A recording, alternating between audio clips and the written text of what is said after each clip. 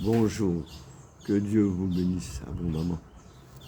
Ce matin, le message, veillez sur le retour de Jésus. Veillez sur le retour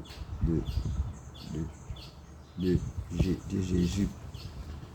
Nous pouvons lire dans Matthieu chapitre 25, verset 13, il dit, veillez donc, puisque vous ne savez ni le jour ni l'heure. Veillez, parce que nous ne connaissons pas qui jour, qui l'heure Jésus est venu. La Bible dit nous, reste prêts. Veillez, nous ne connaissons pas qui jour. Comment veiller? Comment veiller? Il y a trois choses que nous devons veiller. Il y a trois choses qui nous ont besoin de veiller. Trois. Premier, veiller sur la parole.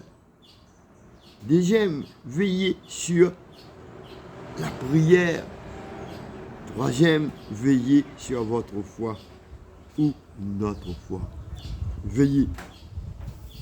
Il dit, veillez donc, puisque vous ne savez ni le jour ni l'heure où Jésus va venir. Veillez parce qu'il nous connaît qui joue, qui l'heure. Et là, nous, Jésus peut venir comme un voleur. Nous ne connaissons pas qui joue, qui l'ère, mais nous avons besoin de veiller.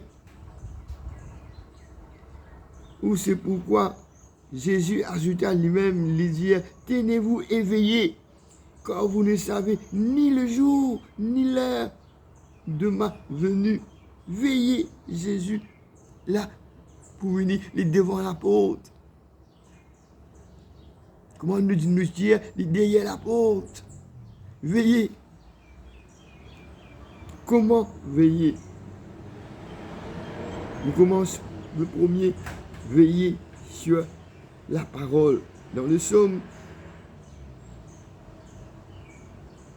63, verset 6 ou 7, de dire, David dit,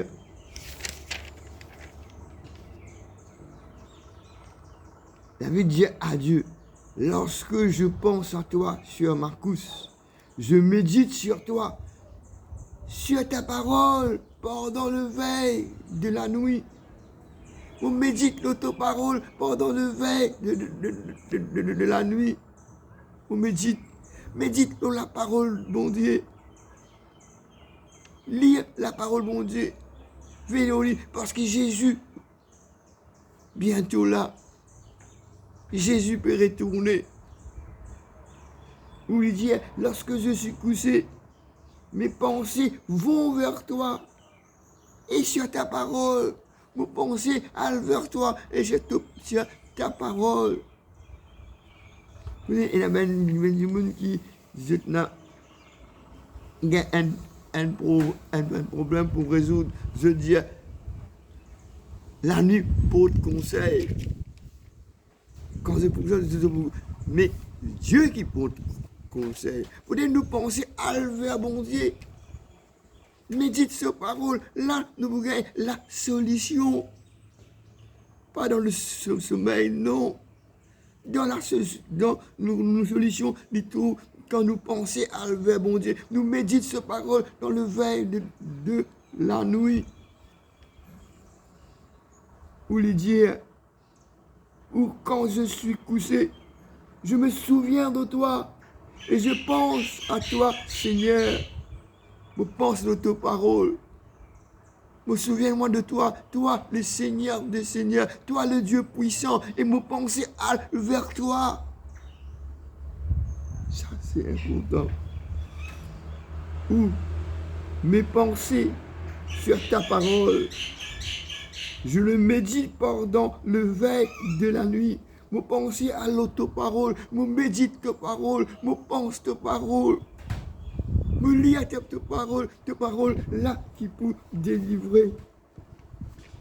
Où je médite sur toi tout le long de la nuit. Des fois, ça a longtemps. Même il a du monde pas gagner sommeil. Toute la nuit, il n'a pas gagné sommeil. Il fait tout ce qu'il a pensé. Mais pense la parole de Dieu. Médite la parole de Dieu. David dit ça. Parce que David, il passe pas mal problème dans son vie. Mais, de tout le temps, il médite la parole, mon Dieu. Ou lui dire, je pense à toi pendant les heures de la nuit sur ta parole. Dans le Somme 119, verset 148, David dit à Dieu, je devance le veille et je devance le veille et j'ouvre les yeux pour méditer ta parole. Me devance le veille, mais l'air pour méditer ta parole. Ou quand la fin de veille de la nuit, mes yeux sont déjà éveillés pour méditer sur ta parole et pour méditer tes instructions de ta parole. C'est-à-dire, avant que la fin de veille de la nuit, avant que les jours apparaissent, moi, mon yeux encore ouvert, je peux méditer l'autre parole, l'autre instruction. Je peux méditer l'autre parole. C'est là qui... Là, voilà comment nous atteignons le retour de Jésus. Par sa parole, médite sa parole. Même les dire, déjà, veillez sur la prière. Veillez et priez. Il dit dans Matthieu chapitre 13, verset 33, prenez garde, veillez et priez. Car vous ne savez quand ce temps viendra, où Jésus viendra. Vous ne connaissez quand. À cause de ça que vous avez besoin de veiller et prier. Parce que vous ne connaissez pas le temps, le jour ou l'heure que Jésus peut retourner. Veillez. Ou lui dire, soyez vigilants. Restez sur vos gardes. Priez. Soyez vigilants. Restez au garde. Priez. Qui est capable d'arriver? Qui sont capables? Restez et veillez. Restez et priez, puisque vous ne savez quand viendra le moment que Jésus peut retourner. Veillez. Ou lui dire, attention, ne vous endormez pas, priez, car vous ne savez pas quand le moment viendra. Veillez, priez, parce que vous ne connaissez pas quand le moment viendra, quand le Seigneur peut retourner. C'est là qu'il nous a besoin. Amen. La vie, la prière et médite la parole de Dieu. Pourquoi? Dans 1 Pierre chapitre 4, verset 7, il dit, la fin de toutes choses est proche. Soyez donc sages et sobres. Parce que la fin de toutes choses est proche. Nous pouvons vivre dans le temps difficile, le temps mauvais. Le péché peut abonder. Mais la grâce, mon Dieu, surabondée. Mais veillez, priez, veillez, parce que de toutes choses là, et soyez sages et saubres. Ou la fin de toutes choses est proche. Mène donc une vie équilibrée ou raisonnable. Amène la vie équilibrée ou raisonnable. Parce que les temps, les mauvais, pour nous capables de résister. Pour lui dire pourquoi. Qui fait nous besoin être raisonnable, qui fait nous besoin équilibrer. Pourquoi? Pour évacuer à la prière. Ou afin d'être disponible pour la prière. Ou garder l'esprit éveillé afin de pouvoir prier. À cause de ça, parce que le temps est mauvais. Nous avons besoin de prier. Parce que Jésus, devant la porte, le retour de Jésus. Matthieu chapitre 26, verset 41, il dit, veillez et priez afin que vous ne tombiez pas dans la tentation. Quand Jésus vient, il vient nous encore debout. La Bible dit, si vous encore debout, prends garde que vous ne pas tomber. C'est pour cela que nous devons veiller et prier, afin que nous ne pas tomber dans la tentation. Vous veillez et priez pour ne pas céder à la tentation. Veillez et priez pour ne pas céder à la tentation. Ou veillez et priez pour ne pas céder à la tentation. Ou restez éveillés et priez pour ne pas tomber dans la tentation. Restez éveillés pour ne pas tomber dans la tentation. Il y en a beaucoup qui viennent connaître le Seigneur maintenant n'est plus. Parce que nous devons garder nous éveillés jusqu'à le retour de Jésus, notre Sauveur. Il dit, faites en tout, dans Éphésiens chapitre 6, verset 18,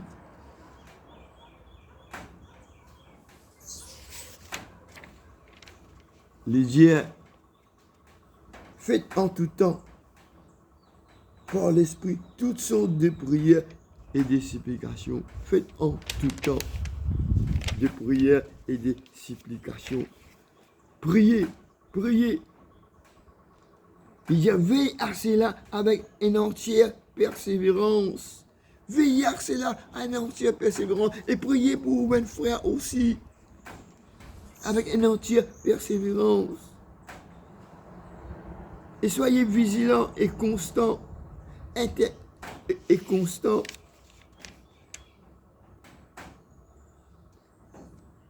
Lui dit, ne vous dormez donc point comme les autres, mais veillons et soyez sobres et priez. Veillez, ne dormez donc pas comme le reste des hommes, mais restons éveillés et restons vigilants et priez. Maintenant, le troisième, veillez dans la foi ou dans notre foi.